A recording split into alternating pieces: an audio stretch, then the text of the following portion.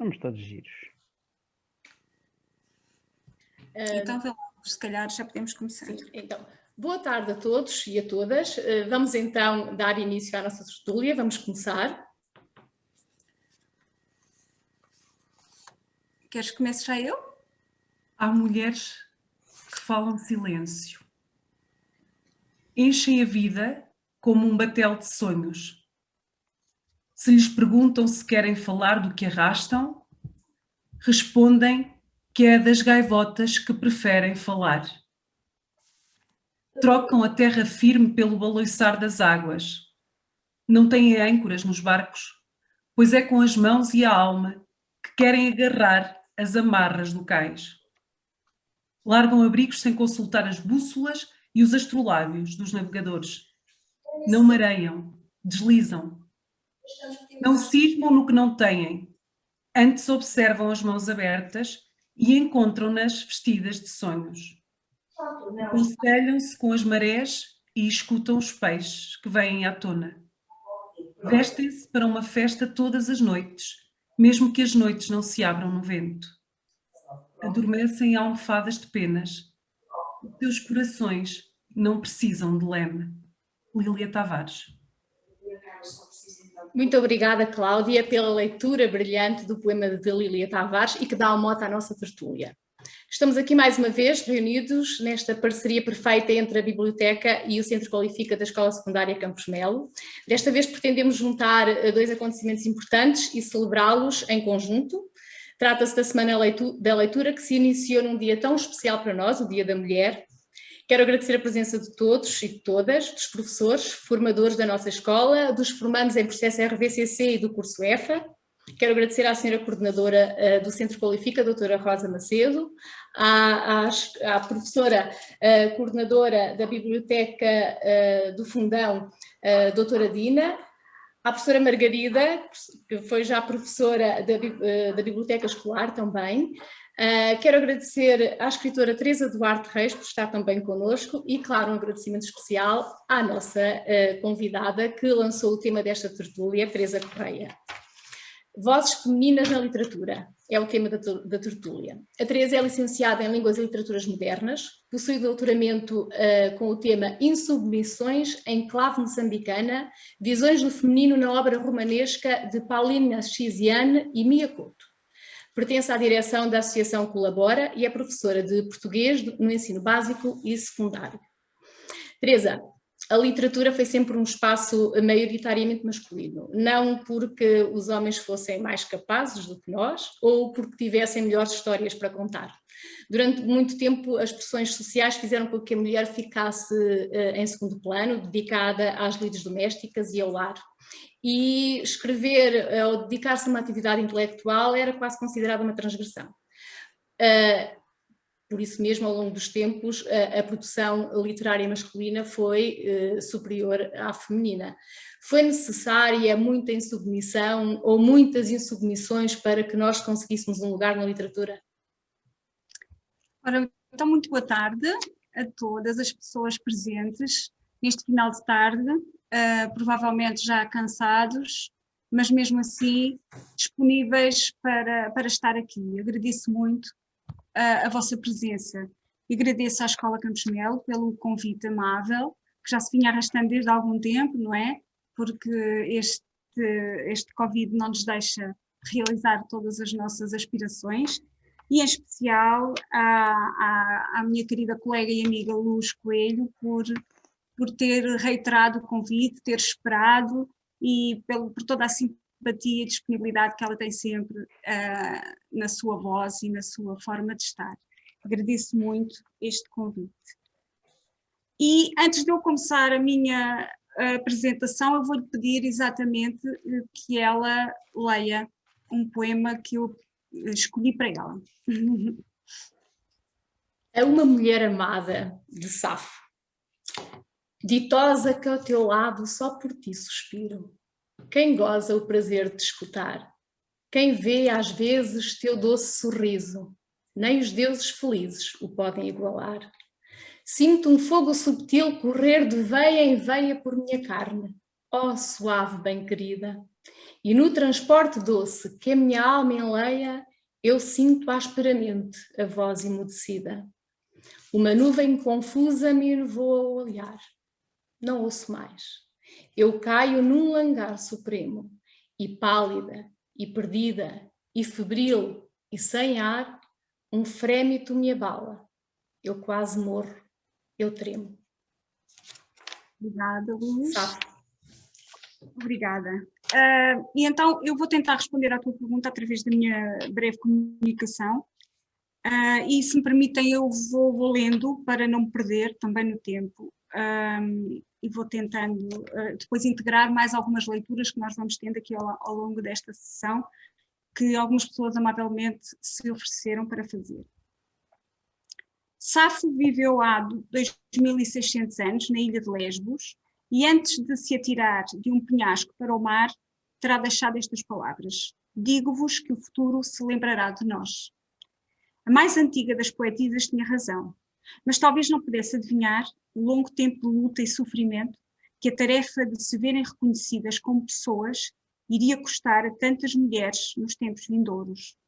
Alguns séculos depois da sua morte, a Igreja Católica mandou queimar todos os livros da poetisa, tendo apenas restado alguns poemas soltos de sua autoria. Durante séculos, o mundo das artes esteve dado às mulheres, a menos que se contentassem com o papel de musas inspiradoras dos homens que escreviam, compunham, esculpiam ou pintavam. A Igreja teve um papel preponderante neste apagamento das mulheres enquanto seres plenos de direitos, fazendo-os pagar desde cedo pelo pecado cometido por Eva. No sermão sobre o casamento, em 1525, Martinho Lutero afirmou: assim como Deus disse, a vontade da mulher deverá submeter-se à do homem, e este ao seu senhor. Significa isto que a mulher não deverá agir por sua livre e espontânea vontade, como seria o caso se Eva não tivesse pecado. Então ela teria podido ser dona do lar, governá-lo com Adão, em pé de igualdade. Todavia, por ter pecado e seduzido o homem, ela perdeu o comando, não lhe sendo permitido fazer nada ou tomar qualquer iniciativa sem ele. Para onde o homem for, a mulher deverá acompanhá-lo e vergar-se perante o seu senhor, ao qual será temente e a quem obedecerá. Fim de citação. Assim, os textos sagrados, escritos por homens, ajudaram a manter as mulheres afastadas da vida pública por serem consideradas maléficas, incapazes, instáveis e histéricas. A diabolização das mulheres foi contando com a ajuda das tradições, dos cânones instituídos por homens, que tudo fizeram para continuarem senhores dos destinos públicos, reservando para as mulheres o domínio da vida privada. Contudo, as vozes insubmissas fizeram-se ecoar desde sempre, como vimos pelo exemplo inicial de Safo. Este texto, que agora vos digo, visa dar a conhecer apenas algumas dessas vozes femininas que se foram fazendo ouvir ao longo da história através da palavra escrita em diferentes partes do mundo. De facto, a maioria das mulheres que quiseram escrever viram-se forçadas a seguir o cânon masculino, adotando modelos poéticos e retóricos criados pelos homens e socorreram-se muitas vezes da religião para poderem escrever, enclausurando-se voluntariamente ou não em conventos, lugares que lhes permitiam uma certa liberdade individual, um recolhimento necessário à produção escrita. Hildegarda de Bingen, uma monja que viveu nos séculos XI e XII, na Alemanha, dedicou-se à escrita e protegeu outras que, como ela, queriam escrever, produzindo numerosos textos sobre botânica, plantas medicinais, teologia, poemas sobre a criação e o lugar do homem no universo. Não pondo em causa diretamente os papéis atribuídos a homens e mulheres, acabou por fazê-lo ao tomar para si a tarefa masculina de escrever a partir dos estudos e das experiências que levava a cabo. Ainda na Idade Média, na Península Ibérica, as Troubadours, de origem provençal, escreviam cantigas de amor dialogadas, revelando-se dissonantes face ao amor cortês, imposto pelos trovadores masculinos, que impunha modelos sérios e atrozes até para as mulheres, mas dessas composições chegaram apenas 40 aos nossos dias, e poucas de nós que aqui estamos provavelmente as conhecemos. Eu há muito pouco tempo fiquei a conhecê-las, confesso. Em Portugal, só no século XV surgiram as primeiras vozes femininas, na poesia do cancioneiro geral de Garcia de Rezende. Uma delas, Filipa de Almeida, escreve assim: O que recordar não posso, mundo de ordem desigual, faz que não desejo vosso bem, nem quero vosso mal. Uma bela cantiga dedicada a um amado, provavelmente. No mesmo século, Christine de Pizan, em França, torna-se a primeira mulher a escrever de modo profissional, vivendo das suas publicações e estabelecendo uma oficina de copistas. Participou na Querelle des Femmes, sobre um romance medieval, o Romance da Rosa, a propósito do qual se insurge contra a imagem nele presente das mulheres, retratadas como histéricas, maldosas, e insurge-se também contra as mulheres dessa época que não são capazes de dizer nada ao verem-se retratadas dessa forma. Isto é muito interessante. Publica mais tarde A Cidade das Mulheres, uma cidade ficcionada, onde as mulheres são apreciadas e defendidas, estabelecendo um diálogo com 3 figuras alegóricas: razão, justiça, retidão, no qual contradiz os estereótipos negativos sobre as mulheres que ela sabia entranhados no mundo dominado pelo sexo masculino. No século XVII, ainda em Portugal, uma freira enclausurada no convento de Beja, Soror Mariana Alcoforado, escandalizou as gentes burguesas com as palavras de amor inscritas nas suas cartas portuguesas, obra epistolar editada em França em 1669 e cuja autoria tem sido discutida até os dias de hoje. Contudo, haveria de ganhar fogo, esta obra, com as Três Marias, nos anos 70 do século XX português. Ainda no mesmo século XVII, uma autora que permanece quase desconhecida até os dias de hoje, Paula da Graça, insurgiu-se contra um folheto intitulado Malícia das Mulheres, e no qual se acusavam as mesmas de serem maléficas, terríveis. Escreveu ela então nas quintilhas em que a autora, e chamam-se assim, quintilhas em que a autora expende o seu voto a uma moça que lhe consulta o seu casamento, aconselhou-a a viver tanto quanto possível em liberdade e de acordo com os seus princípios. Este é, por algumas, considerado o primeiro live feminista na literatura. As mulheres não mudaram muito até a Revolução Francesa, altura em que os valores da igualdade trouxeram à discussão também os direitos das mulheres. Contudo, a sociedade parecia estar mais preocupada com questões de estratificação social. E quando Olympe de Gouges propôs a Declaração dos Direitos da Mulher e da Cidadã, viu-se condenada à guilhotina, por insurreição contra os ideais da Revolução. Aos pés do cadafalso, ela ainda questionou: se nós, as mulheres, podemos subir ao patíbulo, por que não podemos subir às tribunas? Não podiam falar, não podiam decidir. O século XVIII, em Portugal, havia de dar a conhecer uma mulher notável, Leonor de Almeida, a Marquesa de Alorna. Também ela passou pelo convento, a mando do Marquês de Pombal, onde aproveitou para ler, escrever, realizar tertúlias com outros poetas famosos da época. É considerada uma das vozes mais importantes entre os pré-românticos, e no entanto nós também não a estudamos, não é? E granjeou o respeito de vultos tão célebres como Filinto Elísio ou Alexandre Herculano. Foi poetisa, mas também ensaísta e até escreveu textos de cariz político e estratégico para Portugal. É uma antepassada da nossa Maria Teresa Horta, que aliás escreveu um livro lindíssimo que se chama As Luzes de Leonor, sobre esta personagem, Leonor de Almeida. O século XVIII deu especial relevo ao romance, e as mulheres escritoras aproveitaram bem este género literário. Habituadas a lidar com os outros, numa vida doméstica que lhes era imposta, tornaram-se exímias na arte das relações humanas e fizeram desse conhecimento matéria para os seus romances. Jane Austen, autora inglesa, criou romances em que mostra o processo recíproco da vida interior e exterior do ser humano. As suas personagens femininas movem-se num presente opressivo que as impede de ambicionar um futuro promissor. Ainda que hoje seja revisitada como uma das mais influentes escritoras britânicas, a verdade é que no seu tempo ela teve de enfrentar muitas condicionantes para levar a cabo a sua vida literária.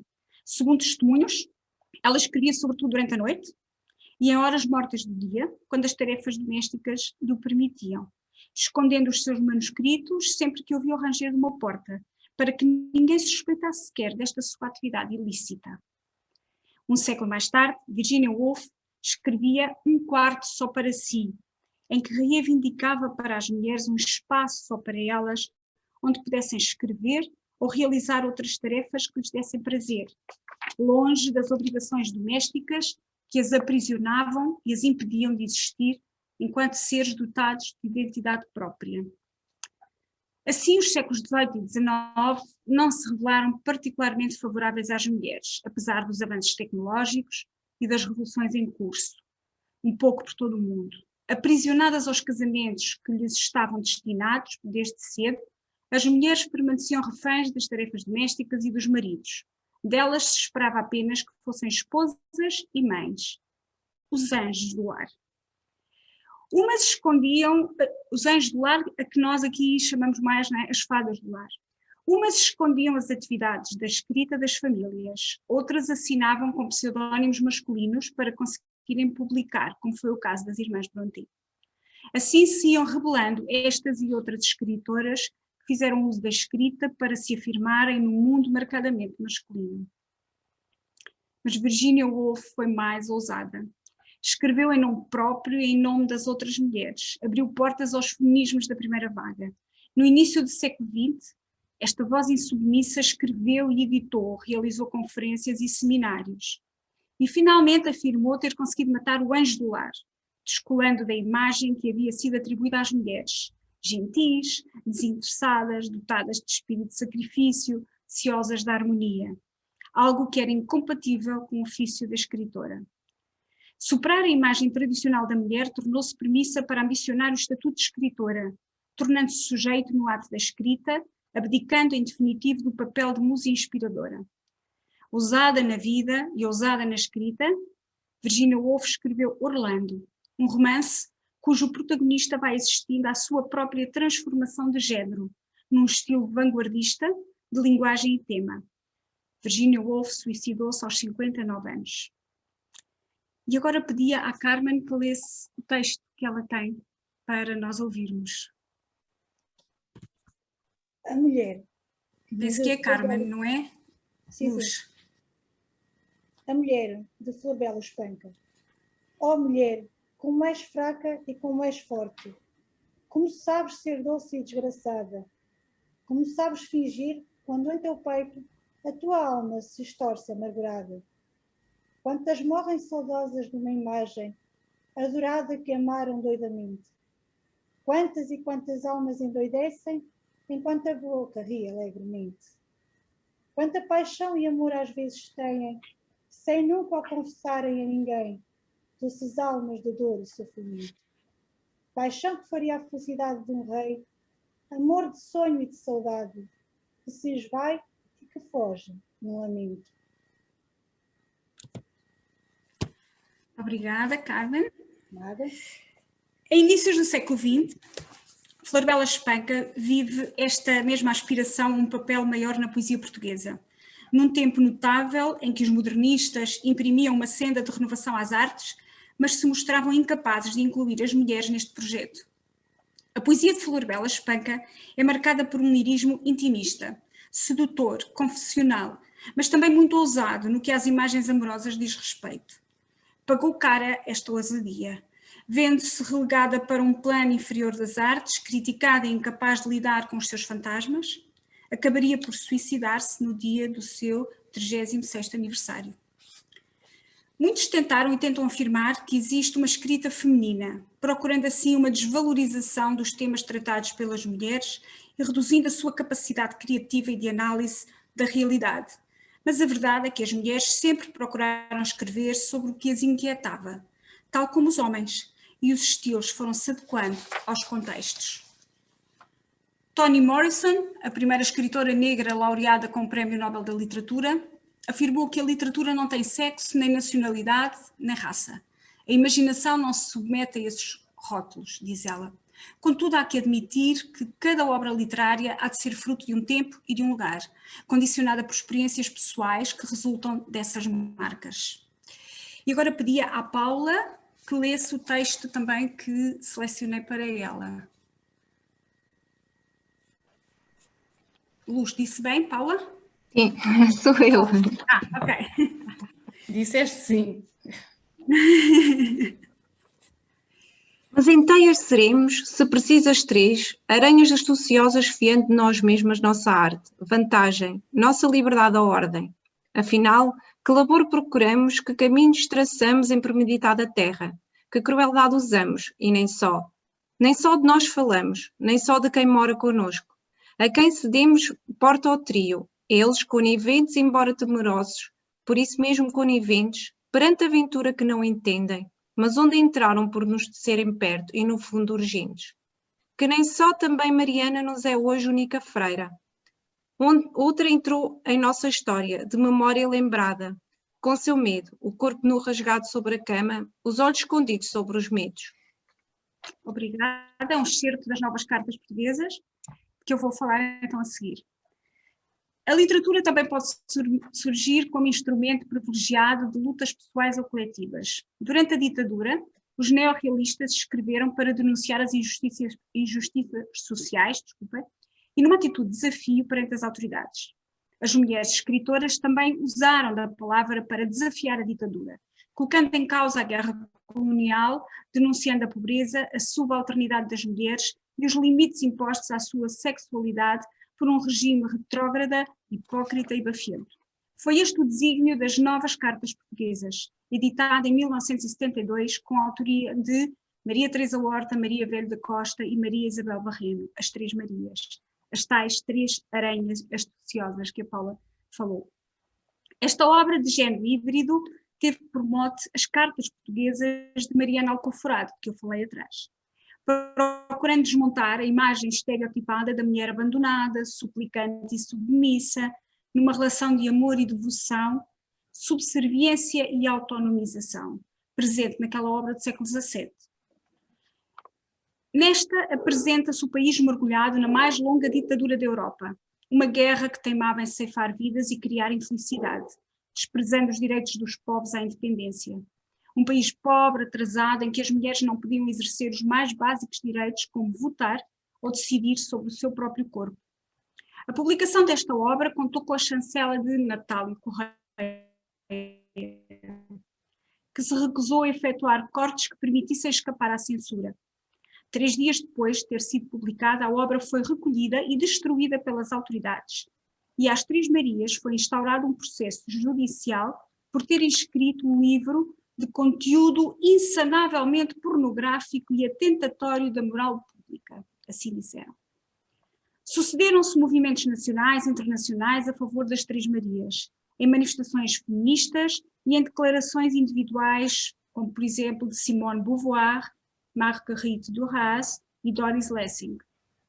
Nesta obra, composta por cartas, poemas, relatórios, textos narrativos, ensaios e citações, os temas são daquela época, mas continuam a fazer sentido nos nossos dias.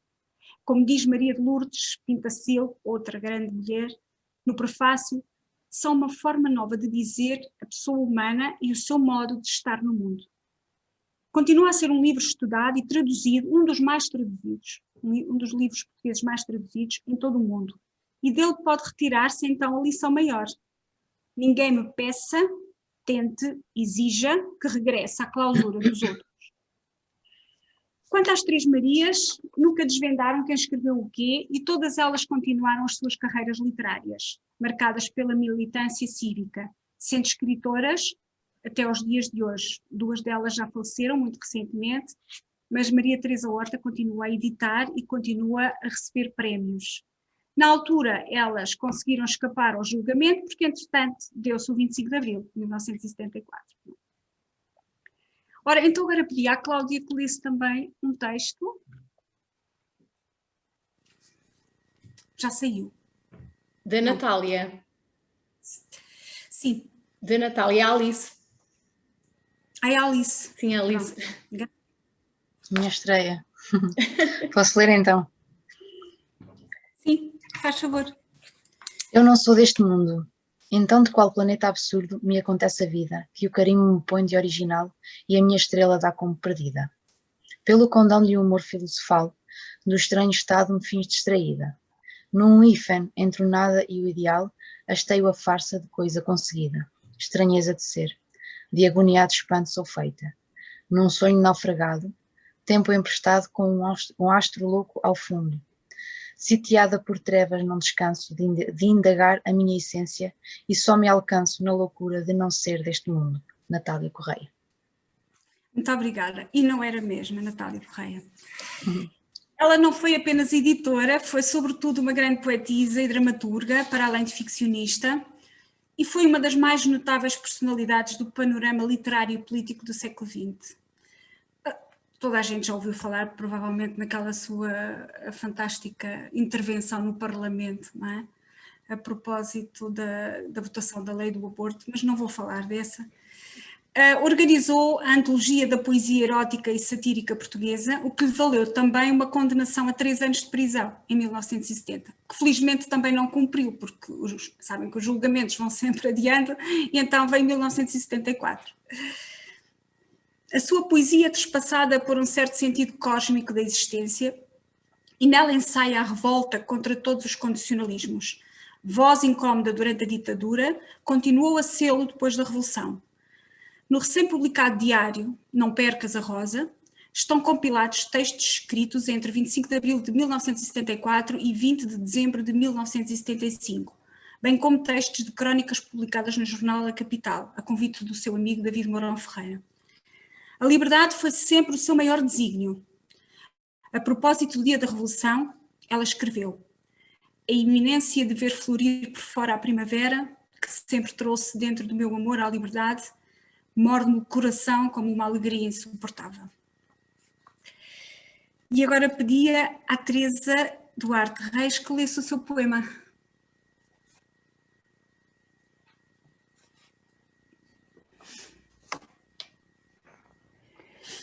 O mar dos meus olhos. Há mulheres que trazem o mar nos olhos, não pela cor, mas pela vastidão da alma. E trazem a poesia nos dedos e nos sorrisos. Ficam para além do tempo, como se a maré nunca as levasse da praia onde foram felizes.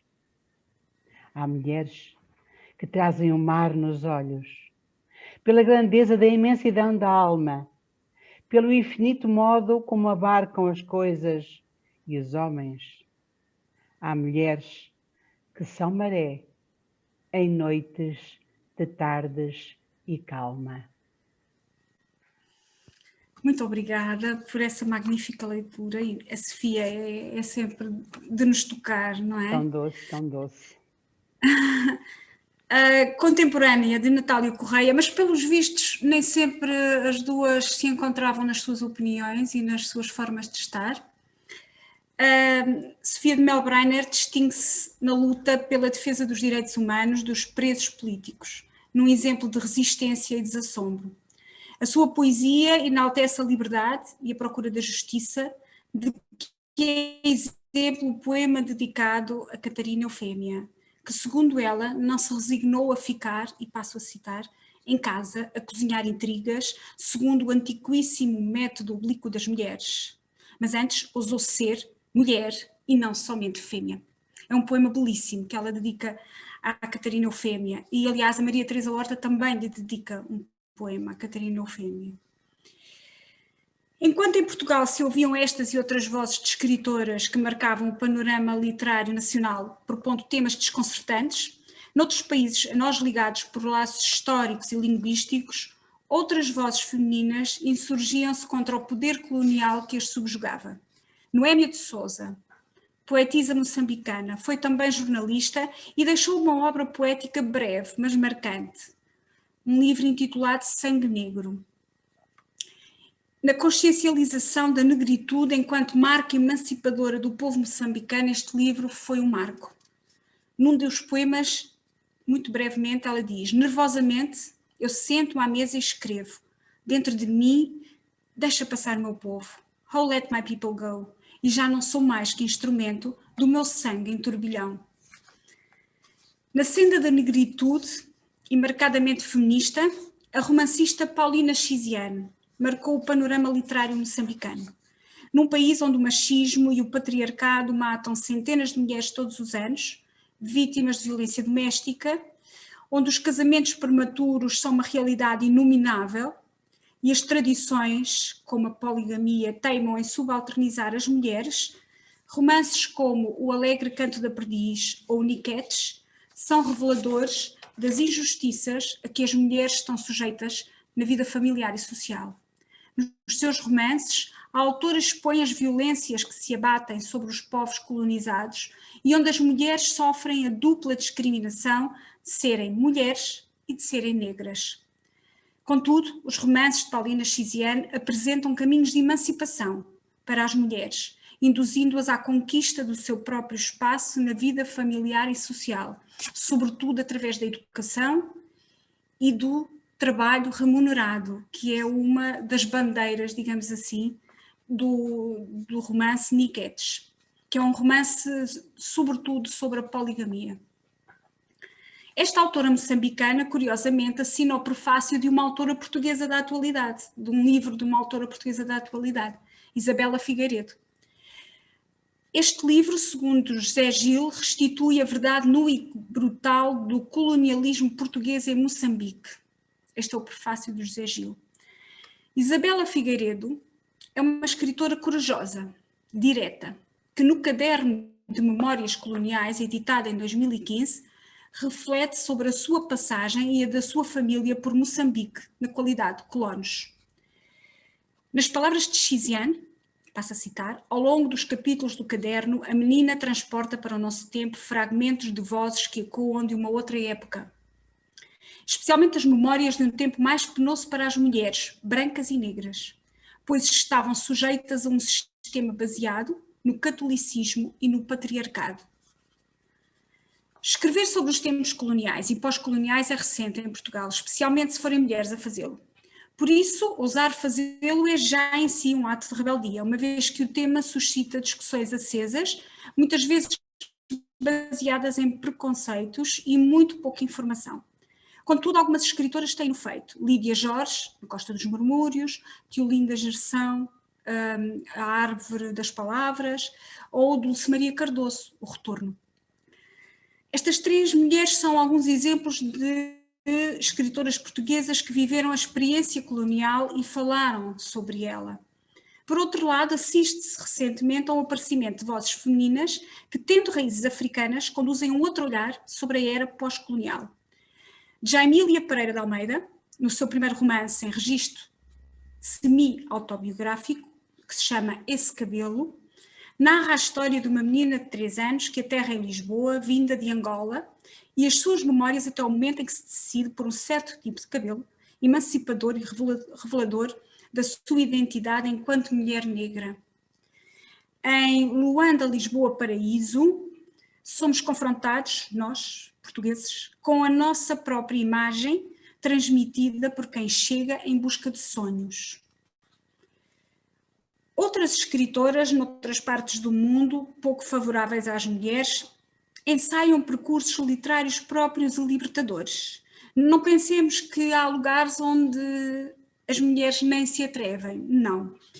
Apresentando características literárias bastante ligadas a lutas feministas, Chimamanda Ngozi Adichie, nigeriana, tem escrito sobre temas feministas.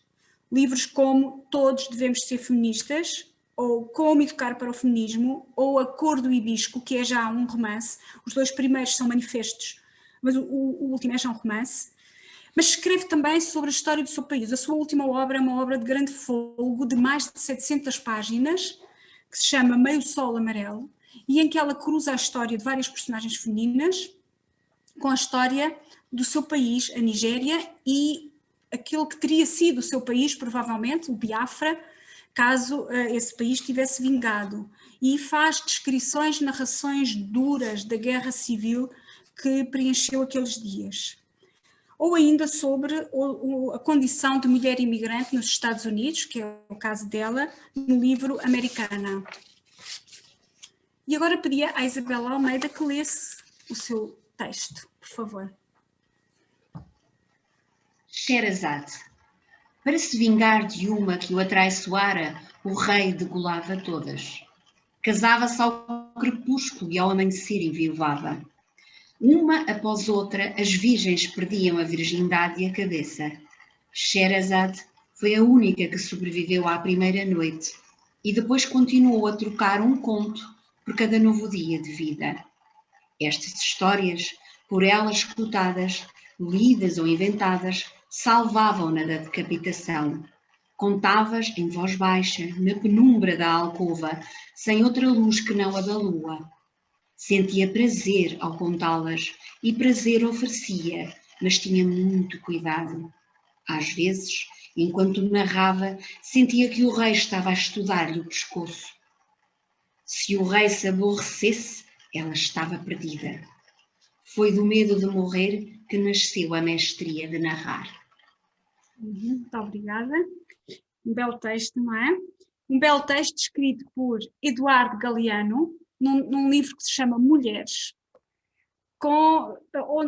onde figuram imensas figuras femininas do mundo inteiro. Este texto que a Isabel também leu contrasta com o que eu vos trago, que é este livro de Joamana Adab, aí aparece ao contrário, né? Que é uma escritora, jornalista, editora libanesa, que editou este livro que se chama Eu Matei Sherazade. Ela é responsável pela edição de uma revista erótica e cultural em língua árabe, a primeira no mundo, no Médio Oriente. E neste seu livro, Eu Matei Sherazade, Confissões de uma Mulher Árabe em Fúria, ela rejeita os estereótipos ocidentais sobre as mulheres árabes, retratadas como submissas, amordaçadas e anuladas. Afirma-se como sendo independente, culta e igual a muitas outras mulheres árabes, capaz de construir um percurso de vida própria e independente, tendo por base a liberdade individual conquistada. Ao matar Sherazade, retira o homem da posição de poder em relação às mulheres e restitui-lhes a capacidade de se rebelarem contra a crueldade que são vítimas. Numa perspectiva mais abrangente e mudando para o outro lado do planeta, voltando, portanto, numa perspectiva mais abrangente do feminismo e de todas as suas ambivalências e fragilidades, Bernardine Evaristo é uma autora britânica, também de origem queniana, curiosamente, galardoada com o Booker Prize 2019 pelo livro Rapariga, Mulher, Outra. Este é um romance escrito a 12 vozes de mulheres, todas muito diversas, todas com percursos muito diferentes, debatendo questões de identidade étnica, de género ou de classe. São histórias que se cruzam, algumas delas, mostrando o mosaico que compõe a sociedade inglesa moderna. E ao ler este livro foi-me impossível não pensar em Orlando de Virginia Woolf, escrito mais de um século antes. Que ousada que ela foi. E então agora, para concluir, eu ia pedir ao Sebastião que ele lesse o texto dele e depois eu concluo a minha apresentação. Muito bem, com muito prazer. O meu texto é um microconto que eu encontrei recentemente na internet. É escrito por um jovem escritor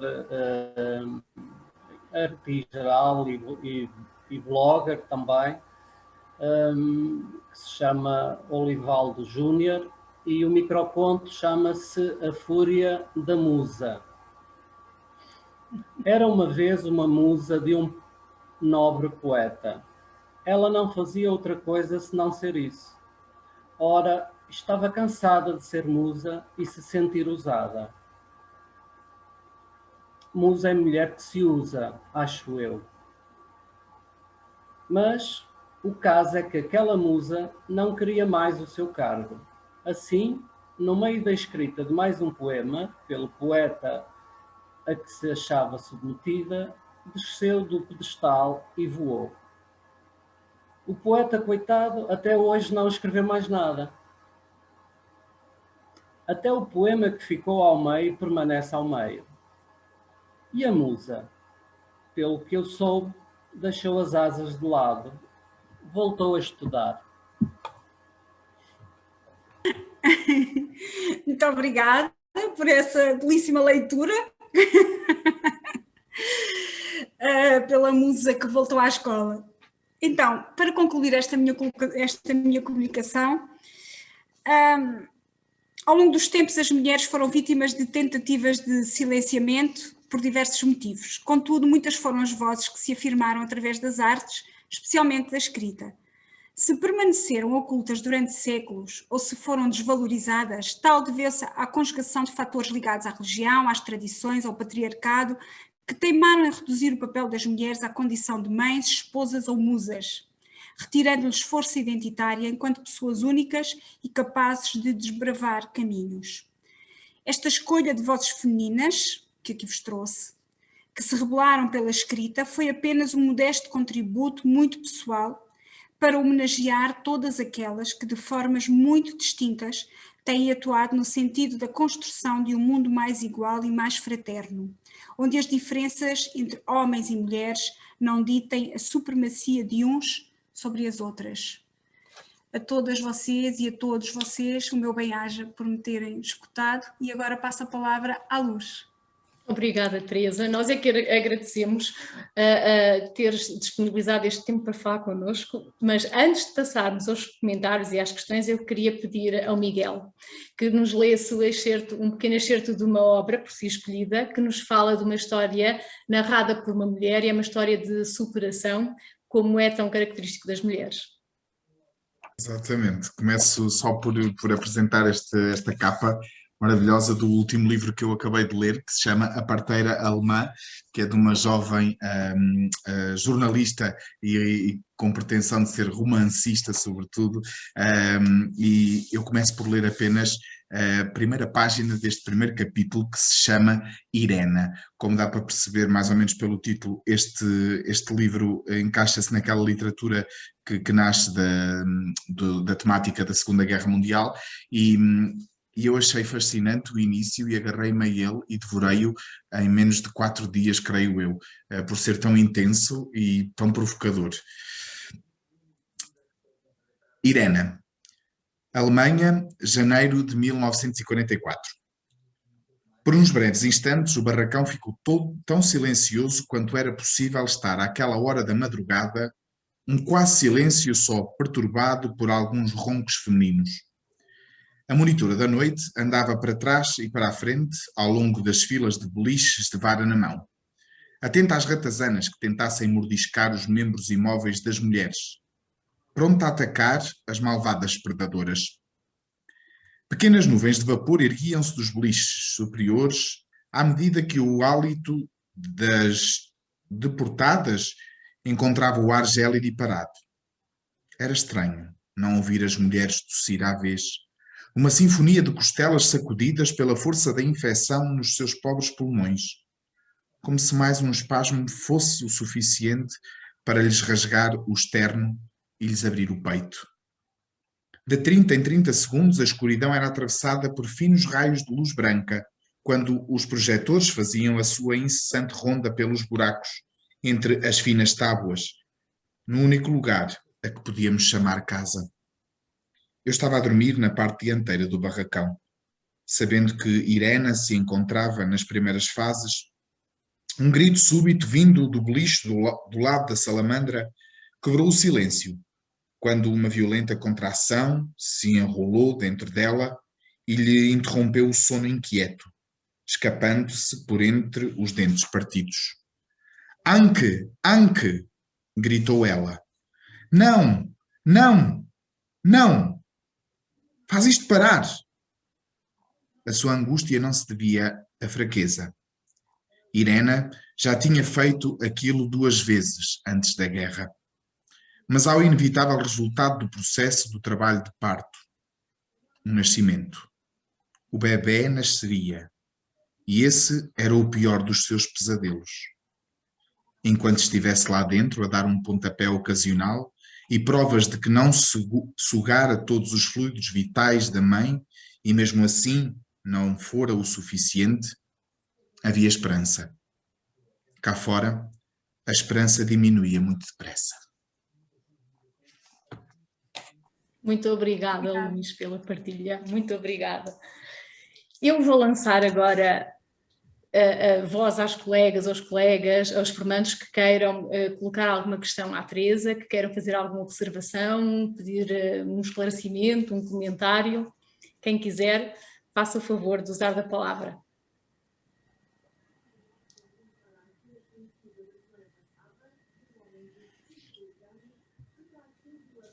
Bom, ninguém quer comentar nada, perguntar nada à Teresa.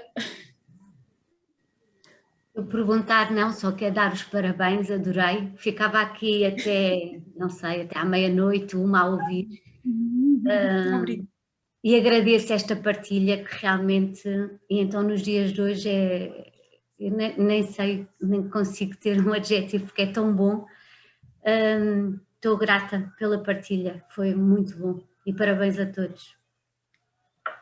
Obrigada, Carla, em meu nome, e a Teresa falará em nome dela. Claro, claro, fico muito grata, porque há tantos nomes para falar, foi-me tão difícil escolher os nomes, estava sempre a pensar, a questionar-me porque é que escolhia estas e não escolhia outras, principalmente quando chegamos ao século XX, há imensos nomes, e acabei, no século XX acho que acabei por optar por aquelas que eu tenho lido mais recorrentemente, portanto, como eu disse, é uma escolha muito pessoal, não é nada de cânones, é uma escolha bastante pessoal, esta mais tardia, principalmente estas obras mais tardias de que falei. Eu também quero agradecer à Teresa pela disponibilidade e por esta belíssima apresentação que nos trouxe. A mais uma tertúlia do Centro Qualifica, com certeza que faremos mais, porque todos nós gostamos. A todos os intervenientes que participaram com leituras e portanto, foi mais uma tertúlia que realmente nos enche a alma. Eu adorei ouvir os textos, a intervenção. E se eu soubesse que as leituras iam resultar tão bem, tínhamos distribuído mais, não era? Também acho, tínhamos voltar atrás e pensar nisso agora, Teresa, e arranjar mais. Mas é que eu estava a pensar nisso, quando estava a ouvir as leituras, pensei assim, devíamos ter feito mais. Pôr já outra data. Não, mas as atividades no plano... Vamos pensar no outro dia, há sempre datas. Neste nosso projeto do Ler Mais Qualifica, temos mais atividades, aliás, até tínhamos uma já programada para o dia 21, mas que por ser tão próxima desta, achámos que podíamos englobar as duas nesta Semana da Leitura, proposta pelo Plano Nacional de Leitura, mas com certeza que há mais oportunidades para fazermos mais encontros destes, que são tão agradáveis. É verdade, e concordo, Teresa, as leituras ficaram maravilhosas, podíamos ter selecionado mais textos, mais pessoas para ler, porque ficaram muito bem. A Teresa tinha o dedo no ar. Sim, eu gostava de dizer aqui também, agradecer à doutora Teresa esta partilha que foi maravilhosa. Estranhei não falar, lá está, não podia falar das mulheres todas, felizmente há muitas mulheres com valor, e que escrevem bem e que se empenharam nesta luta do direito da mulher, como direito de um ser humano, como outro qualquer, e estranhei não ter falado da Clarice Lispector, que é uma moça também interessante.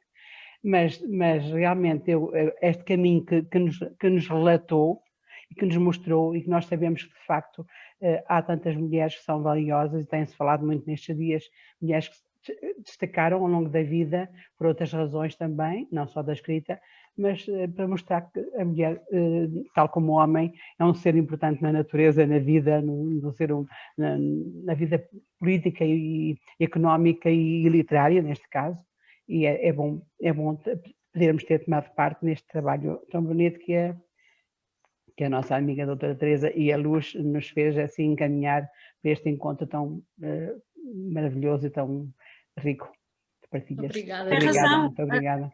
A Clarice Lispector merecia perfeitamente estar aqui. Também pensei na Irene Lisboa, bem. Sim, pois, sim. Depois foi isso. É por isso, é isso. É bom sinal. É bom sinal. É um modo para voltarmos. Posso também deixar uma chega para a sim. próxima, parabenizar a Teresa, porque fez uma sinopse muito bem feita mesmo, mas eu deixava-lhe um desafio. Ponha-se ali um bocadinho, é uma questão de gosto pessoal, ponha-se ali um bocadinho à espreita, numa comparação entre a literatura masculina do século XVII e a feminina, é de uma coisa extraordinária. É quase Quando estamos no universo feminino, estamos no paraíso, e no universo masculino estamos a chegar a Marte. E podíamos trazer um dia destes esse tema aqui, era interessante. Pronto, não é a minha especialidade, não é a minha especialidade. No século XVII, as mulheres, as escritoras, muito pelo género epistolar, não é? Muito agarradas a esse género, e os homens já voando noutras alturas, mas lá está, quem começa mais cedo toma avanço. Não, mas eu acho que, simultaneamente, depois também há por ali muita novidade que contradiz isso, não é? Os homens, apesar de irem no avanço, as mulheres, depois, nessa época, despertam uma sensibilidade que faltava à literatura escrita no masculino. Creio eu, na minha leitura e no meu pouco conhecimento. Sim, mas que era interessante. Eu estou já aqui com o século XVII. Já estou aqui com o século XVII a engendrar a voz, está bem? Fiquem Foi só à uma espera. chega. Mas obrigado. Fiquem à espera. Pronto, Eu também queria agradecer, foi uma estreia para mim, este tipo de tertúlia, a leitura, também não era muito meu ler, em público neste caso também. Leu muito bem. Obrigada. A poesia então foi estreia absoluta, confesso, mas fiquei com outros olhos para a poesia e para perceber também é preciso ler com muita atenção, é preciso interiorizar as palavras e adorei, foi uma excelente experiência, quero repetir. Que bom. Não em poesia ou noutra coisa qualquer, gosto muito de ler livros, já apontei aqui no meu caderninho a parteira alemã, que fiquei super interessada. Sim, é verdade. Pronto, era só isso, queria agradecer a toda a gente. E eu já apontei o mail para o próximo convite, está bem? Está bem, até à próxima. Espero conseguir, claro. Sim, obrigada, Alice, obrigada. Posso só acrescentar uma coisa? Sim, claro que sim. Antes de mais, obrigado por terem aceito o nosso convite. É verdade que colocámos ali o fator C na professora Teresa Correia, porque sem ela não conseguíamos ouvir esta tertúlia. Neste caso, eu não sou da área da literatura, eu trabalho numa biblioteca municipal, que é aqui. E é verdade que todas estas escritoras que a Teresa falou, a Jaimila, a Chimamanda, a Isabela Figueiredo, nós temos conhecido também pela Teresa, pela Margarida e por estas partilhas de leitura que nós fazemos. E confesso que às vezes não é fácil dizer a uma leitora que vem aqui à biblioteca: olha, leia este livro da Chimamanda, A Cor do Hibisco, uma escritora nova, e eles perguntam, mas é um romance? É assim alguma coisa que me faça despertar? E às vezes é difícil dizer isso às pessoas. Mas quando a conseguimos convencer, e nós estamos a notar isso aqui na biblioteca, as mulheres querem, as nossas leitoras também querem estes romances que tratam deste percurso, desta luta, que há escritoras que estão a fazer esse percurso hoje em dia na nossa literatura. Claro que temos a nossa Jane Austen, do Orgulho e Preconceito, mas já não chega, nós queremos mais. E eu trazia aqui uma partilha, que é a Lucia Berlin, com o Manual para Mulheres de Limpeza, que é uma escritora americana que escreveu este livro que nós vamos discutir agora no nosso clube de leitura, que é uma série de contos da mulher que não é musa, que não quer ser musa, que é uma mulher normal, que quer com todas as suas vivências. Dos anos 50, não é? Ou 60, eu já não sei bem. Dos anos 60, nos Estados Unidos. Ela já faleceu, mas mais uma vez a Teresa nos deixou aqui grandes ideias para continuarmos a ler. Eu estou a ler esse. Está a ler esse, claro. Só tinha uma pergunta para a Teresa. Não é nada de especial. Estamos a assistir no panorama literário ao surgimento destas vozes, quer dizer, a Chimamanda está agora aqui entre nós, em Portugal, está assim muito lida, a Jaimila, e mais, será que elas vão continuar? Há precursoras com elas? Quem é que virá a seguir? Sim, isto não vai parar. Não, claro que não. A Chimamanda nem é a primeira autora nigeriana assim a ter relevo. Há outras que já tiveram maior relevo antes dela. Portanto, ela é agora uma autora que está muito a ser conhecida também, porque aparece na televisão a falar e a fazer discursos muito interessantes, e isso também lhe tem dado protagonismo. Mas outras já o fizeram antes dela, outras já escreveram também nesses países. Claro que não vai parar. Obviamente que as mulheres estão a ocupar o lugar que lhes pertence e, portanto, vão continuar a fazê-lo. Vão ocupar, são metade da população mundial, é normal que vão começar a ocupar metade dos lugares em todos os setores. Portanto, não vai parar, óbvio. Não. E ainda bem que não vai parar, e eu acabo por agradecer. Não sei se mais alguém quer perguntar ou dizer alguma coisa. Então eu agradeço muito, Teresa, esta disponibilidade, a viagem em que nos levaste para conhecermos o percurso que as mulheres fizeram para se conseguirem impor no mundo artístico, na literatura, no caso que nos importa agora. Obrigada por tudo o que nos trouxeste, pelas partilhas, pelas autoras, pelos livros, os textos, pela colaboração de todos os colegas e formandos que leram connosco os textos que a Teresa nos recomendou, porque vieram da Teresa. Eu agradeço muito este fim de noite ou fim de tarde maravilhoso que aqui tivemos, e claro, já fico aqui a pensar no século XVII e em lançar o rap para outro, ou outro. Padre Luís Miguel é que vai fazer essa. Está bem, é o Miguel que vai. Pronto, então agora fica a batata do lado do Miguel, para nos encontrarmos aqui em breve, para discutirmos outras temáticas, mas dentro da literatura, claro está. Muito obrigada a todos por este fim de tarde maravilhoso, e fica o convite para uma próxima vez, que deve estar para breve, parece-me a mim.